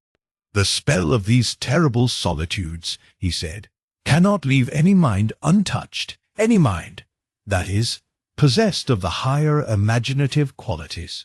It has worked upon yours exactly as it worked upon my own when I was your age. The animal that haunted your little camp was undoubtedly a moose, for the belling of a moose may have, sometimes, a very peculiar quality of sound. The colored appearance of the big tracks was obviously a defect of vision in your own eyes produced by excitement. The size and stretch of the tracks we shall prove when we come to them. But the hallucination of an audible voice, of course, is one of the commonest forms of delusion due to mental excitement, and excitement, my dear boy, perfectly excusable. And, let me add, wonderfully controlled by you under the circumstances. For the rest, I am bound to say, you have acted with a splendid courage, for the terror of feeling oneself lost in this wilderness is nothing short of awful. And, had I been in your place, I don't for a moment believe I could have behaved with 1/4 of your wisdom and decision. The only thing I find it uncommonly difficult to explain is that damned odor. It made me feel sick, I assure you," declared his nephew, "positively dizzy." His uncle's attitude of calm omniscience, merely because he knew more psychological formulae, made him slightly defiant. It was so easy to be wise in the explanation of an experience one has not personally witnessed. "A kind of desolate and terrible odor is the only way I can describe it," he concluded, glancing at the features of the quiet, unemotional man beside him. "I can only marvel," was the reply, "that under the circumstances it did not seem to you even worse." The dry words, Simpson knew, hovered between the truth and his uncle's interpretation of the truth. And so at last they came to the little camp and found the tent still standing, the remains of the fire, and the piece of paper pinned to a stake. Beside it, untouched, the cache, poorly contrived by inexperienced hands, however, had been discovered and opened by muskrats, mink, and squirrel. The matches lay scattered about the opening, but the food had been taken to the last crumb. "Well, fellas, he ain't here," exclaimed Hank loudly after his fashion. "And that's as sartain as the coal supply down below. But war he's got to by this time is 'bout as unsartain as the trade in crowns in t'other place." The presence of a divinity student was no barrier to his language at such a time, though for the reader's sake it may be severely edited. I propose," he added, "that we start out at once and hunt form like hell." The gloom of Defago's probable fate oppressed the whole party with a sense of dreadful gravity the moment they saw the familiar signs of recent occupancy, especially the tent, with the bed of balsam branches still smoothed and flattened by the pressure of his body, seemed to bring his presence near to them. Simpson, feeling vaguely as if his world were somehow at stake, went about explaining particulars in a hushed tone. He was much calmer now, though overwearied with the strain of his many journeys. His uncle's method of explaining away, rather the details still fresh in his haunted memory, helped too to put ice upon his emotions. "And that's the direction he ran off in," he said to his two companions, pointing in the direction where the guide had vanished that morning in the grey dawn. "Straight down there he ran like a deer, in between the birch and the hemlock." Dr. Cathcart exchanged glances. "And it was about 2 miles down there, in a straight line," continued the other, speaking with something of the former terror in his voice, "that I followed his trail to the place where it stopped dead. And where you heard him calling and caught the stench and all the rest of the wicked entertainment," cried Hank, with a volubility that betrayed his keen distress. "And where your excitement overcame you to the point of producing illusions," added Dr. Cathcart under his breath, yet not so low that his nephew did not hear it. It was early in the afternoon, for they had travelled quickly, and there was still a good 2 hours of daylight left. Dr. Cathcart and Hank lost no time in beginning the search, but Simpson was too exhausted to accompany them. They would follow the blazed marks on the trees, and where possible his footsteps. Meanwhile, the best thing he could do was to keep a good fire going and rest. But after something like 3 hours' search, the darkness already down, the two men returned to camp with nothing to report. Fresh snow had covered all signs, and though they had followed the blazed trees to the spot where Simpson had turned back, they had not discovered the smallest indication of a human being or, for that matter, of an animal. There were no fresh tracks of any kind. The snow lay undisturbed. It was difficult to know what was best to do, though in reality there was nothing more they could do. They might stay and search for weeks without much chance of success, the fresh snow destroyed their only hope, and they gathered round the fire for supper, a gloomy and despondent party. The facts, indeed, were sad enough, for Defago had a wife at Rat Portage, and his earnings were the family's sole means of support. Now that the whole truth in all its ugliness was out, it seemed useless to deal in further disguise or pretense. They talked openly of the facts and probabilities. It was not the first time, even in the experience of Dr. Cathcart, that a man had yielded to the singular seduction of the solitudes and gone out of his mind.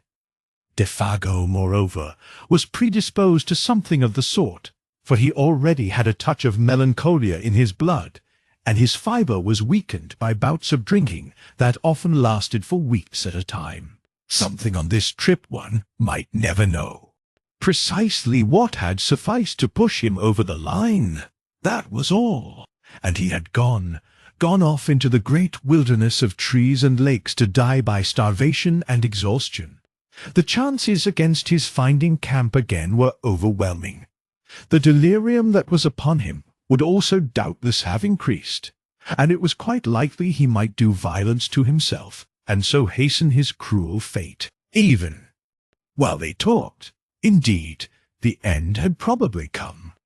On the suggestion of Hank, his old pal, however, they proposed to wait a little longer, and devote the whole of the following day, from dawn to darkness, to the most systematic search they could devise.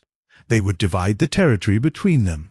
They discussed their plan in great detail. All that men could do they would do.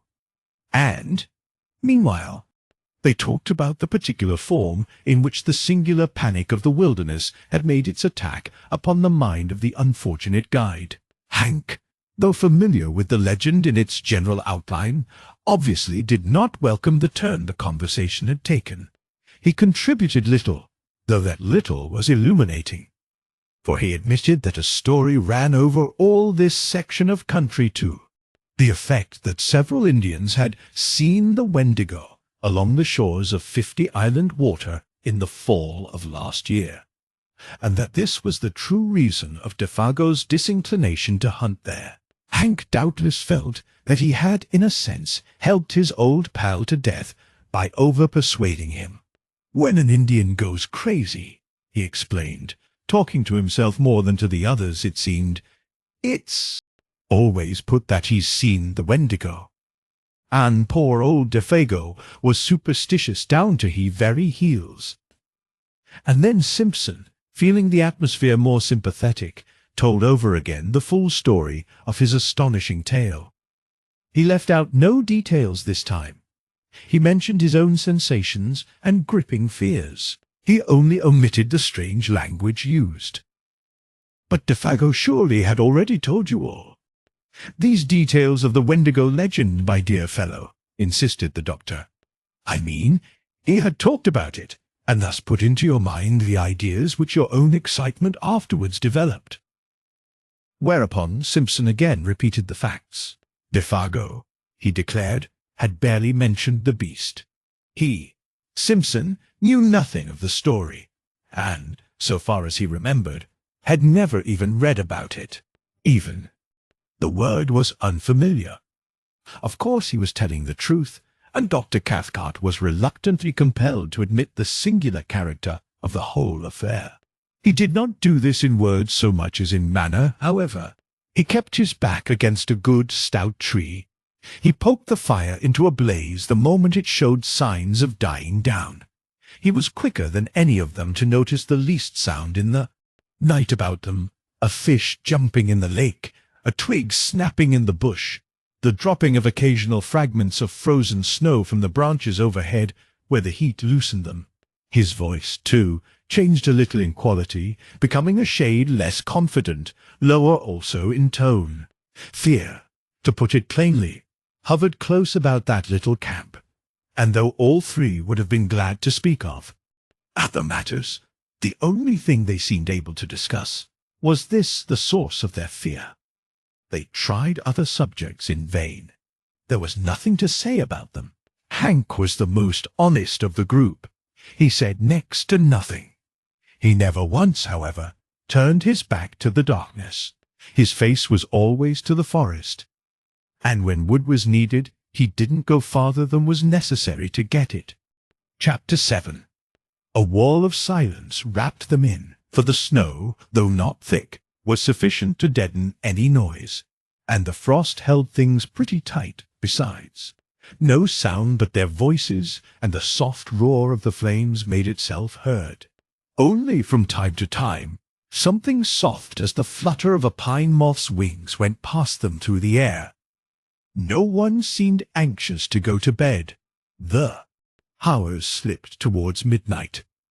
"The legend is picturesque enough," observed the doctor after one of the longer pauses, speaking to break it rather than because he had anything to say, for the Wendigo is simply the call of the wild personified, which some natures hear to their own destruction.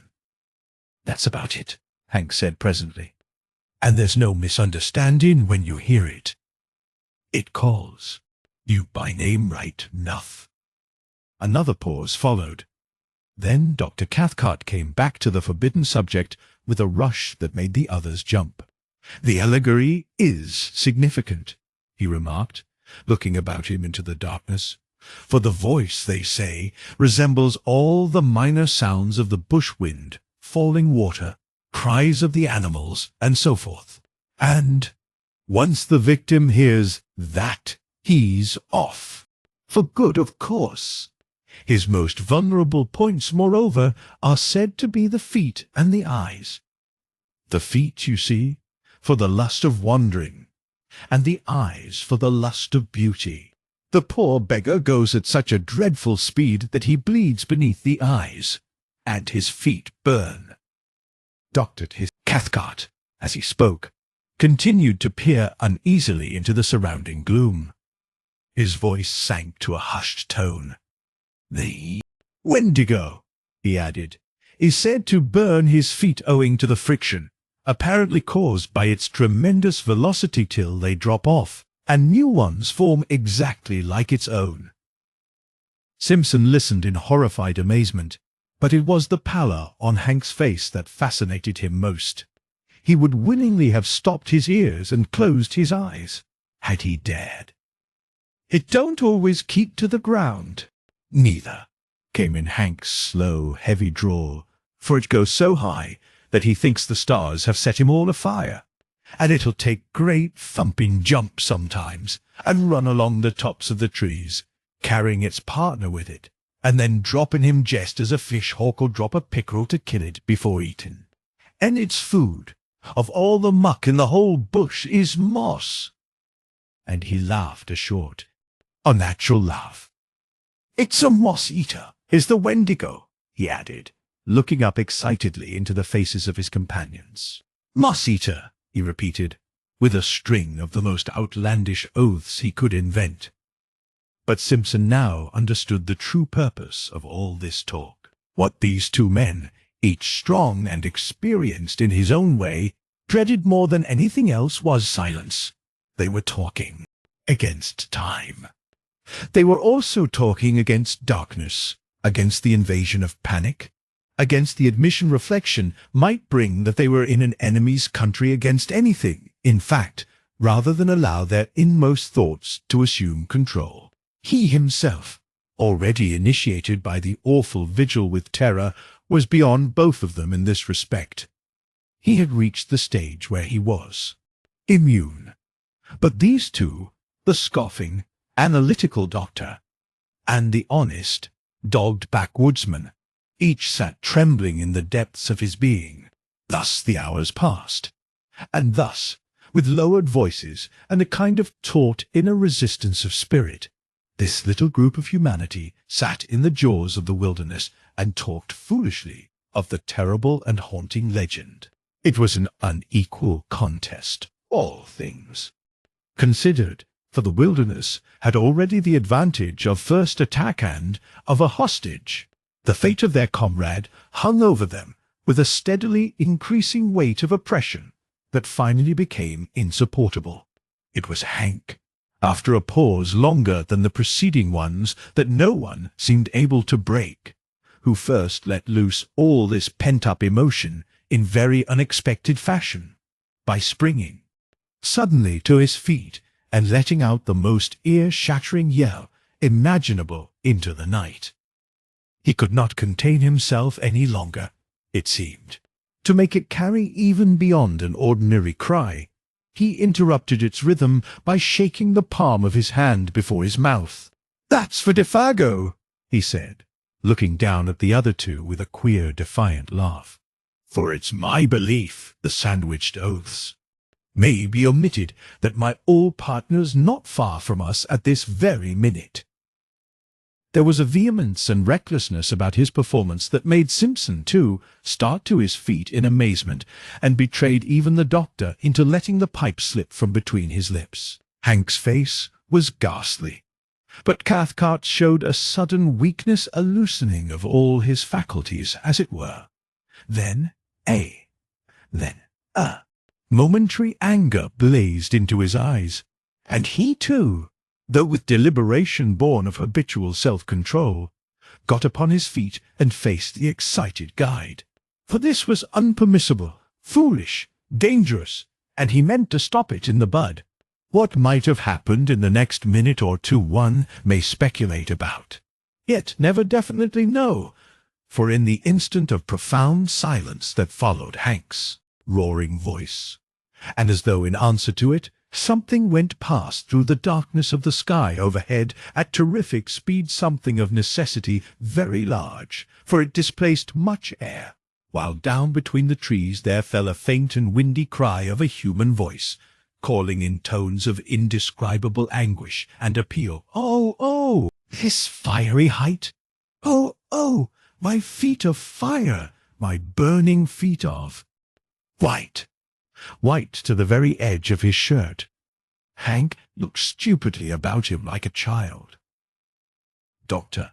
Cathcart uttered some kind of unintelligible cry, turning as he did so with an instinctive movement of blind terror towards the protection of the tent, then halting in the act, as though frozen. Simpson, alone of the three, retained his presence of mind a little.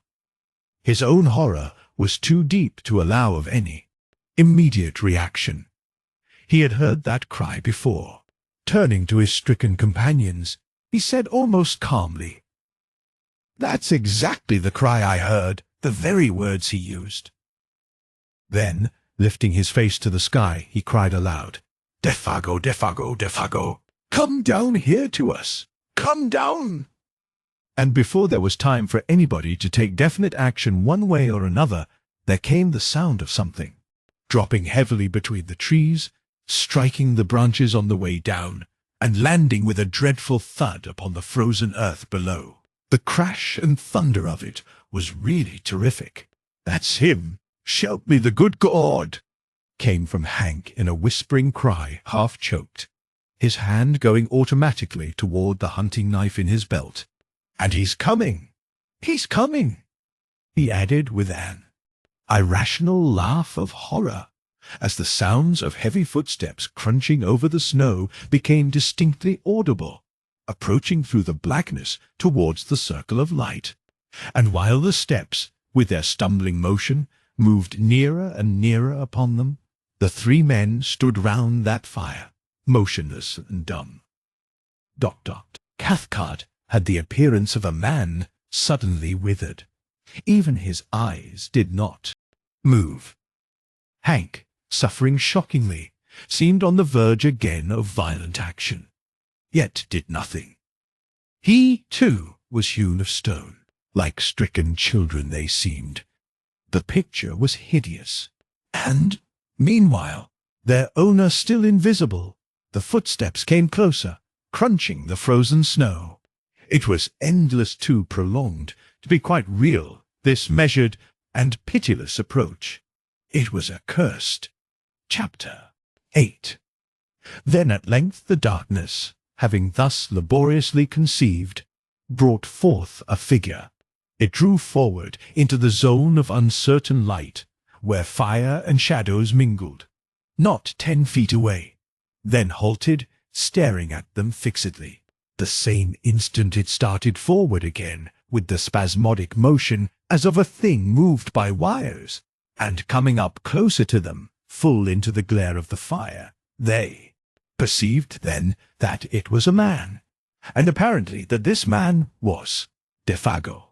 Something like a skin of horror almost perceptibly drew down in that moment over every face, and 3 pairs of eyes shone through it as though they saw across the frontiers of normal vision into the unknown. Defago advanced, his tread faltering and uncertain. He made his way straight up to them as a group first, then turned sharply and peered close into the face of Simpson. The sound of a voice issued from his lips. "Here I am, Boss Simpson. I heard someone calling me." It was a faint, dried-up voice, made wheezy and breathless as by immense exertion. "I'm having a regular hellfire kind of a trip, I am." And he laughed, thrusting his head forward into the other's face. But that laugh started the machinery of the group of waxwork figures with the wax-white skins. Hank immediately sprang forward with a stream of oaths so far-fetched that Simpson did not recognize them as English at all, but thought he had lapsed into Indian or some other lingo. He only realized that Hank's presence, thrust thus between them, was welcome, uncommonly welcome. Dr. Cathcart, though more calmly and leisurely, advanced behind him, heavily stumbling. Simpson seems hazy as to what was actually said and done in those next few seconds, for the eyes of that detestable and blasted visage peering at such close quarters into his own utterly bewildered his senses at first. He merely stood still. He said nothing. He had not the trained will of the older men that forced them into action in defiance of all emotional stress. He watched them moving as behind a glass that half destroyed their reality. It was dreamlike, perverted. Yet, through the torrent of Hank's meaningless phrases, he remembers hearing his uncle's tone of authority hard and forced, saying several things about food and warmth, blankets, whiskey, and the rest. And, further, that whiffs of that penetrating, unaccustomed odor, vile yet sweetly bewildering, assailed his nostrils during all that followed. It was no less a person than himself, however, less experienced and adroit than the others though he was, who gave instinctive utterance to the sentence that brought a measure of relief into the ghastly situation by expressing the doubt and thought in each one's heart. "It is you, isn't it, Defago?" he asked under his breath, horror breaking his speech. And at once Cathcart burst out with the loud answer before the other had time to move his lips. "Of course it is. Of course it is. Only, can't you see he's nearly dead with exhaustion, cold, and terror? Isn't that enough to change a man beyond all recognition?" It was said in order to convince himself as much as to convince the others. The overemphasis alone proved that. And continually, while he spoke and acted, he held a handkerchief to his nose. That odor pervaded the whole camp, for the Defago, who sat huddled by the big fire, wrapped in blankets, drinking hot whiskey, and holding food in wasted hands, was no more like the guide they had last seen alive than the picture of a man of 60 is like a daguerreotype of his early youth in the costume of another generation. Nothing really can describe that ghastly caricature, that parody, masquerading there in the firelight as Defago.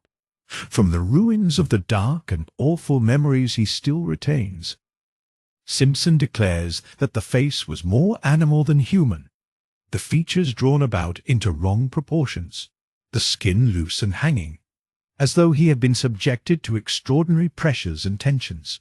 It made him think vaguely of those bladder faces blown up by the hawkers on Ludgate Hill, that change their expression as they swell, and as they collapse emit a faint and wailing imitation of a voice. Both face and voice suggested some such abominable resemblance.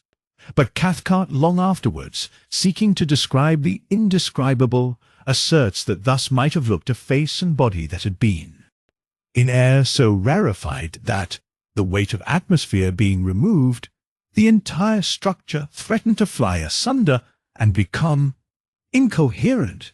It was Hank, though all distraught and shaking with a tearing volume of emotion he could neither handle nor understand, who brought things to a head without much ado. He went off to a little distance from the fire, apparently so that the light should not dazzle him too much, and shading his eyes for a moment with both hands, shouted in a loud voice that held anger and affection dreadfully mingled, "You ain't Defago. You ain't Defago at all. I don't give a damn, but that ain't you, my old pal of 20 years. He glared upon the huddled figure as though he would destroy him with his eyes. "And if it is, I'll swab the floor of hell with a wad of cotton wool on a toothpick. Shelp me the good God," he added, with a violent fling of horror and disgust. It was impossible to silence him. He stood there shouting like one possessed, horrible to see, horrible to hear, because it was the truth. He repeated himself in 50 different ways, each more outlandish than the last. The woods rang with echoes. At one time it looked as if he meant to fling himself upon the intruder, for his hand continually jerked towards the long hunting knife in his belt. But in the end he did nothing, and the whole tempest completed itself very shortly with tears. Hank's voice suddenly broke.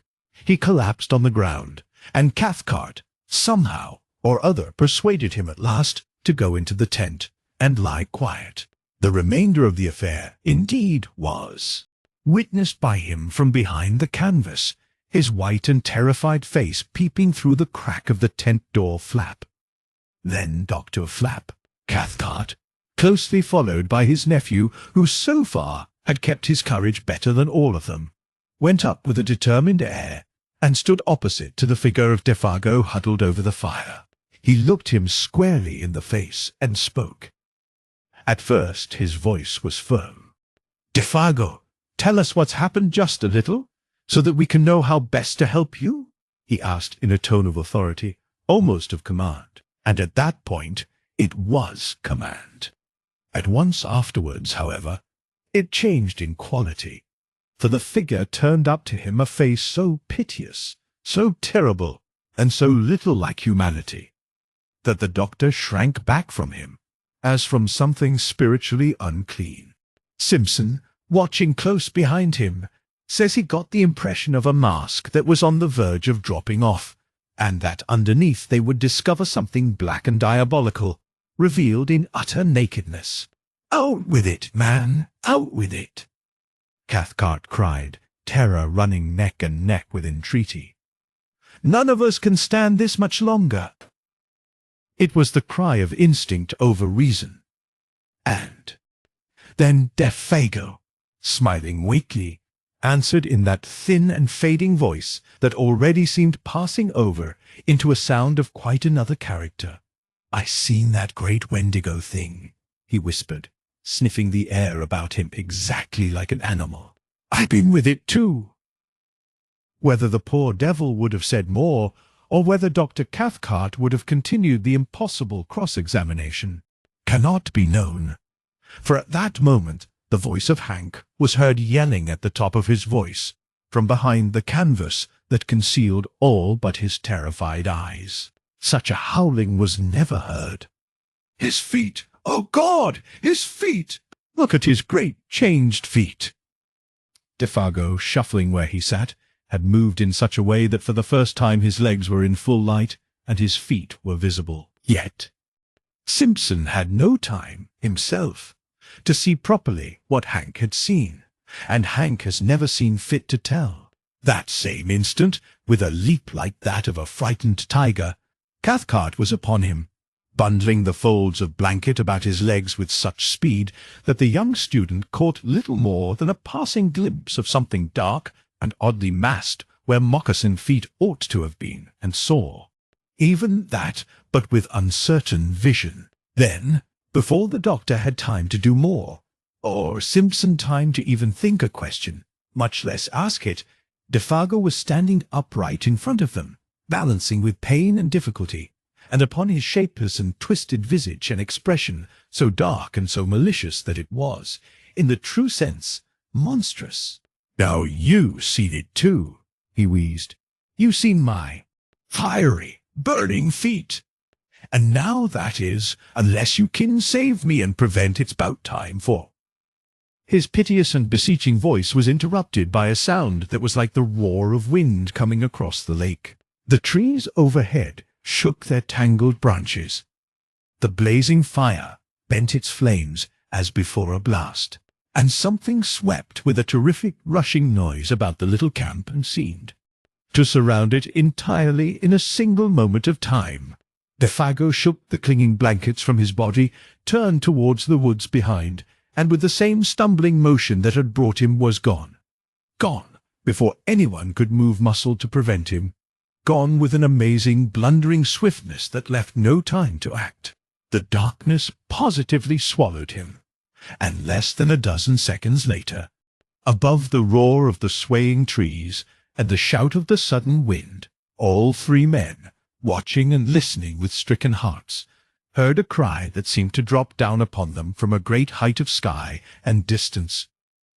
"Oh, oh, this fiery height! Oh, oh, my feet of fire, my burning feet of fire!" Then died away into untold space and silence. Dr. Cathcart suddenly master of himself, and, therefore, of the others was, just able to seize Hank violently by the arm as he tried to dash headlong into the bush. "But I want to know you," shrieked the guide. I want to see. That ain't him at all, but some devil that shunted into his place. Somehow or other, he admits he never quite knew how he accomplished it. He managed to keep him in the tent and pacify him. The doctor, apparently, had reached the stage where reaction had set in and allowed his own innate force to conquer. Certainly, he managed Hank admirably.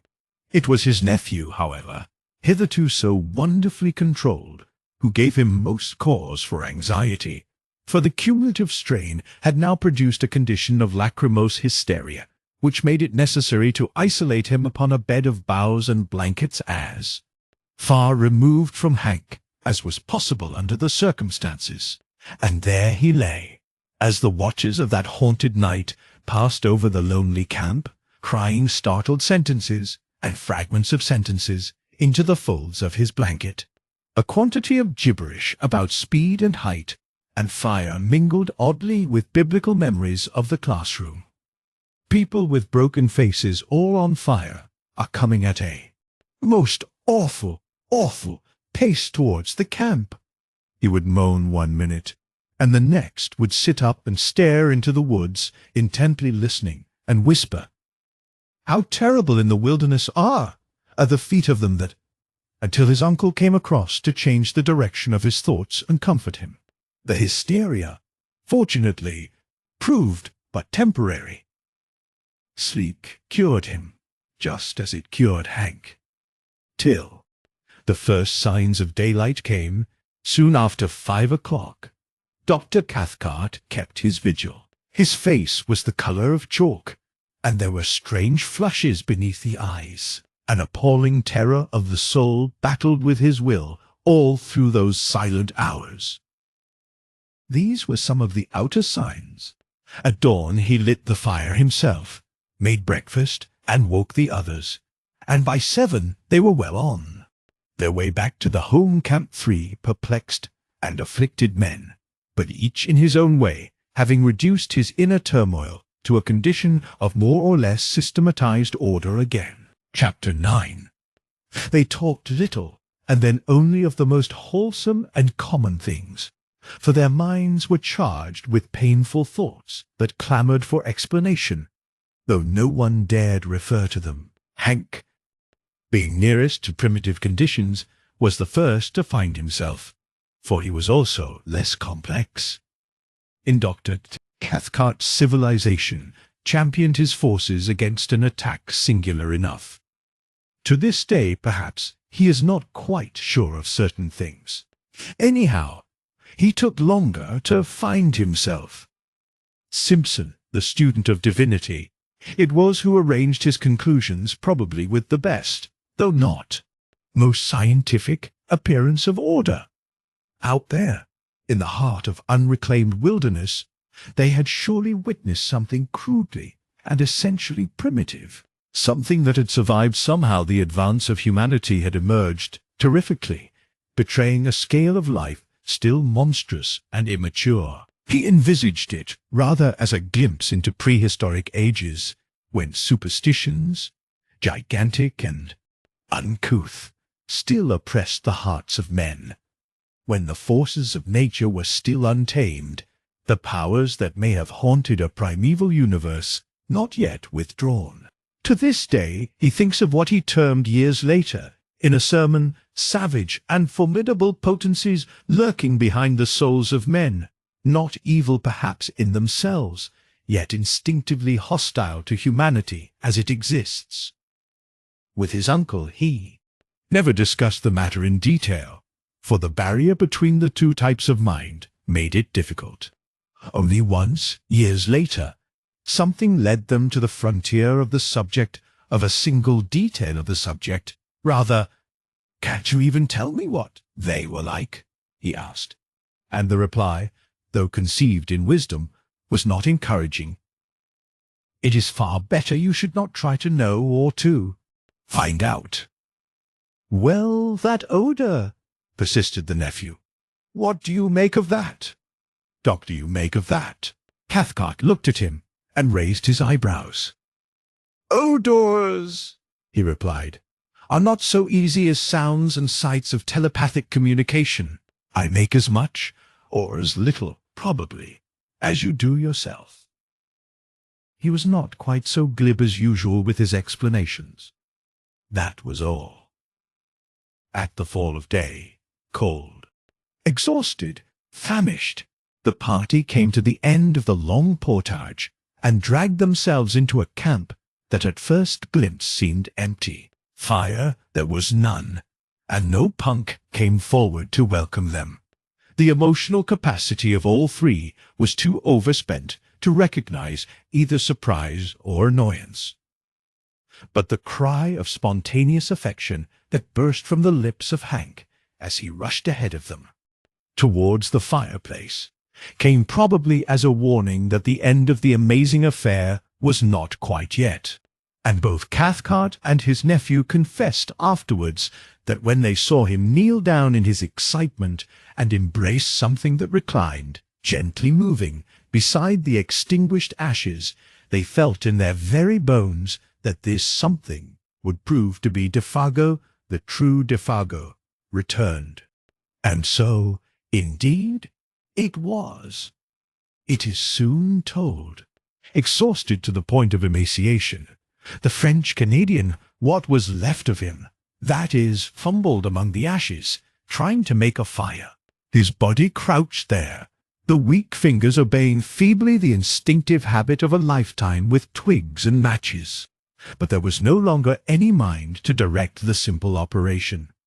The mind had fled beyond recall, and with it too had fled memory.